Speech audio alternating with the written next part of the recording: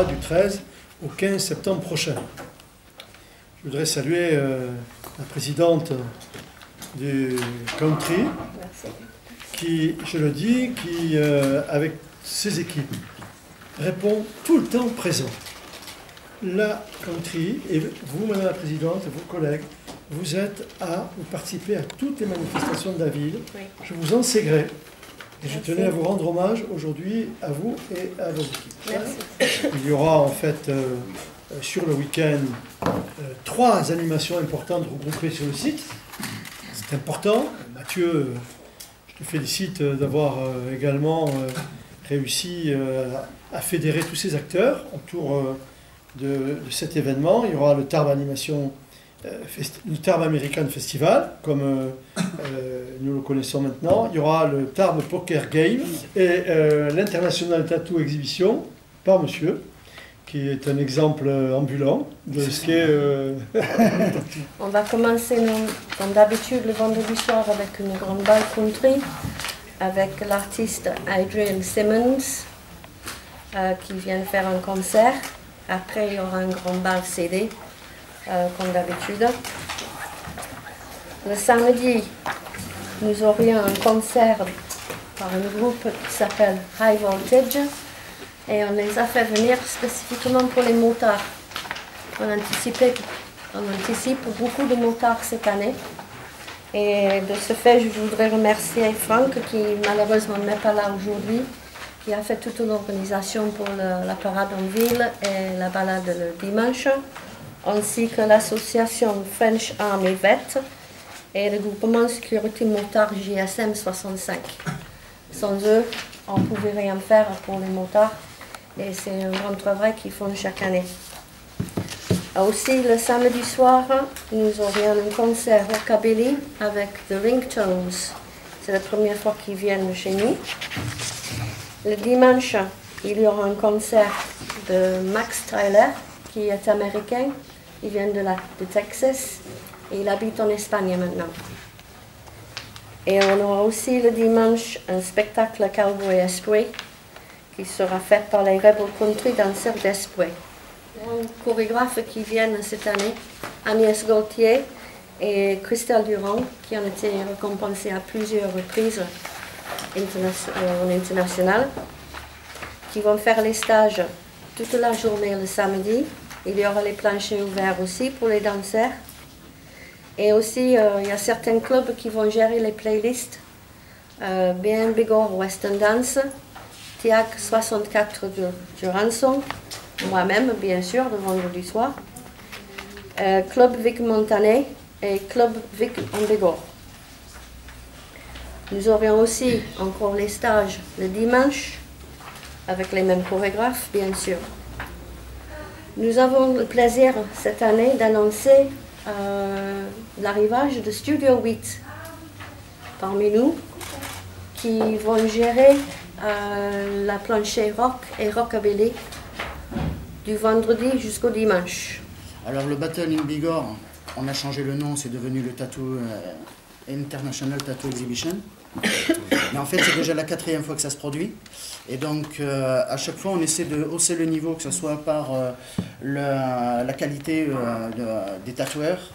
La première c'était une régionale, la deuxième c'était une nationale, la troisième et celle-ci sont des internationales. Donc cette année on est déjà à 10 pays qui viennent du monde entier. On est assez content parce que c'est vraiment des très gros niveaux. Il va y avoir 50 tatoueurs, c'est ça? Alors 50 tatoueurs sur site. Et le battle c'est quelque chose de très spécial, c'est unique en Europe. Ce sont deux tatoueurs qui s'affrontent, c'est ça, sur un ring. Comme dans un match de boxe, et ils s'affrontent pendant un temps donné, sur un thème donné. Donc ils vont tatouer quelqu'un sur... Voilà, ils vont tatouer... Et vous avez les volontaires pour être tatoués? C'est une organisation. Aujourd'hui à cette heure-ci, toutes les places sur le ring, elles sont bouclées. Il ne faut plus y aller alors. Non, c'est terminé. Mais vous pourrez vous faire tatouer sur place si vous voulez. Il reste toujours de la place. Non, sinon on ne serait pas aussi tatoué. Ah oui, ça fait mal, oui. Quand même. Non. Donc voilà, cette année, on aura 8 battles, un le vendredi soir pour attaquer, Et on va présenter tous les styles de tatouage en fait qu'il y a aujourd'hui dans l'ère moderne. Donc avec les 8 battles, on pourra présenter du old school, du new school, du réalisme, enfin voilà, tout ça. Tout ce qui fait qu'aujourd'hui, on voit dans les magazines, les publicités, tout ça. Et on va essayer d'expliquer au grand public comment ça se passe. Parce qu'aujourd'hui, tout le monde se tatoue, mais personne ne sait exactement à quoi ça rime.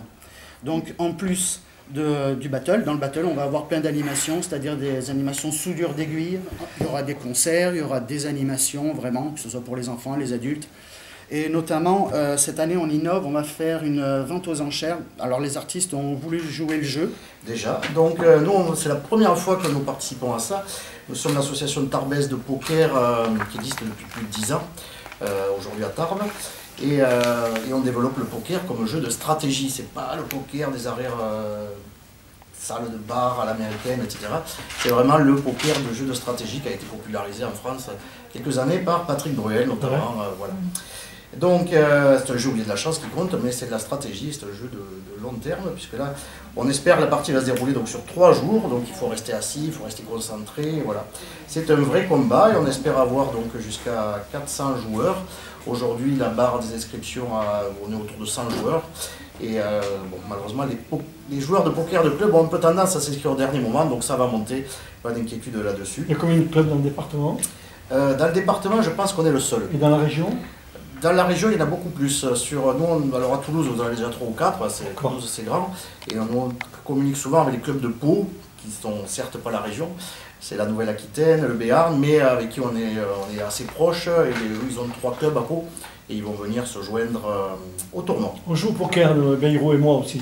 Ah bon? Ça s'appelle Territoire d'Industrie. D'accord, c'est une autre version. Mais c'est aussi... Là, les joueurs de poker, ils ont de l'argent, non?